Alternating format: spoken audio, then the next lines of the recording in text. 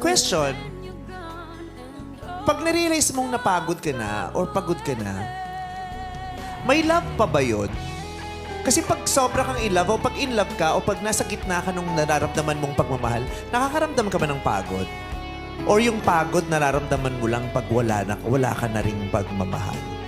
Ano ba yung nauuna? Nauuna ba yung kawalan ng love o nauna yung napagod kaya nawalan ng love?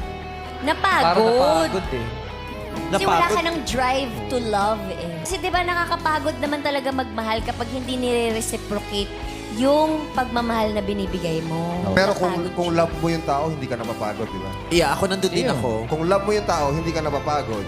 Kaya ka napagod kasi nawala yung love. Yeah, Kasi kasi hindi di ba, ka mapapagod pag in kung love ka wala. nga, yung love mo nga ang nakakawala ng pagod, di ba? Pag nakita mo yung tao, yun nawawala ang pagod ko pag nakikita ko siya. O di ba, yun nga yung, kasi di ba pag in love ka, para kang bulag, na bingi, na wala kang nararamdaman, para kang manhid, di ba? Di ba sabi nga love is blind? Hindi lang siya blinding eh, numbing pa siya eh, di ba? Nakakamanhid siya. Doon tayo sa, nawala mo na yung love, kaya siya napagod. Oo, Sa kasi grupo nyo. Sa grupo namin, napagod kaya Kasi nawala wala yung na yung love. love. Okay, sa ating mga netizens, so ano, Team Vice Bong po ba? Vice Jong kayo o Kim Bong? Kim Bong po.